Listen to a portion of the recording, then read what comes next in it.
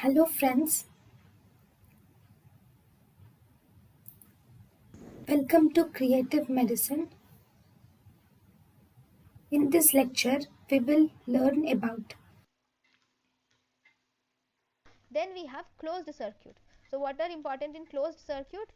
In closed circuit, see, in this is almost similar to open circuit. So if you see, this is the anesthesia machine, this is the patient. Okay, now through the anesthesia machine there is fresh gas which is entering into the patient.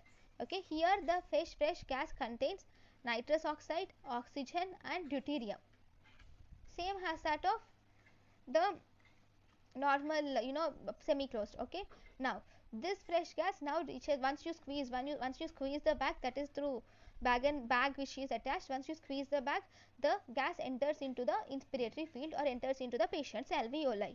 Then the metabolism of gas occurs in the alveoli, and then there is release of expiratory gas is released, right? This expiratory gas will now reach an arm here. In the circuit there is an arm which is called as expiratory arm.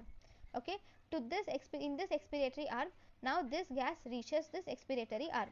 Okay, in the expiratory arm there is something called as carbon dioxide absorber. Now this is carbon dioxide absorber.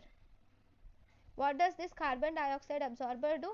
This carbon dioxide absorber will absorb the carbon dioxide from the uh, expiratory gases, because here the what does the expiratory gas contain? It's similar, it contains nitrous oxide, deuterium and oxygen and carbon dioxide.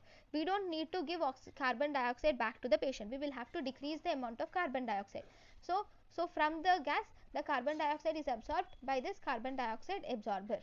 Okay, and the rest of the gases are enters the circuit back, and from there it enters into the patient again.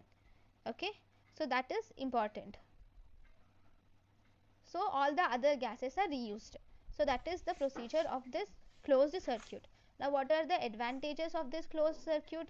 So if you see the advantages, there is separate inspiratory limb and there is separate expiratory limb in this patient, and there is unidirectional valve. This is important. There is unidirectional valve. Obviously it is more economical, it has minimum air pollution because no gas is released into the atmosphere, so it does not have any air pollution.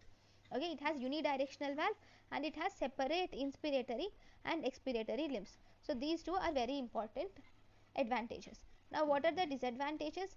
These disadvantages are also very important. If you see in the disadvantages, this is a bulky machine. So because it is complex heavy circuit, we cannot move it from place to place. See, if you see, you can move the semi-closed circuit easily, it is a portable circuit, but this closed circuit you cannot move it from place to place, it is a complex heavy circuit. And what does this, and one more important thing is, when we said that here to this carbon dioxide absorber what gases go? Carbon dioxide, deuterium, oxygen and also nitrous oxide reach the carbon dioxide absorber. Now this deuterium can react with the carbon dioxide and this forms the toxic product. This is important. Deuterium reacts with the carbon dioxide leading to toxic product. So this you should remember.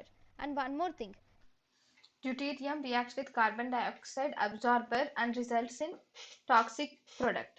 It is deuterium will react with carbon dioxide absorber and results in toxic product. There is a anesthetic which is trilene. Okay, this trilene will also combined with carbon dioxide absorber leading to phosgene production. Phosgene is a what do we say, phosgene is a chemical, and this phosgene is a toxic chemical and it results in cranial nerve palsy. Okay, so trilene if combines with carbon dioxide results in cranial nerve palsy. Similarly, deuterium combined with carbon dioxide forms toxic products. So these are most important disadvantages of closed circuit. Okay,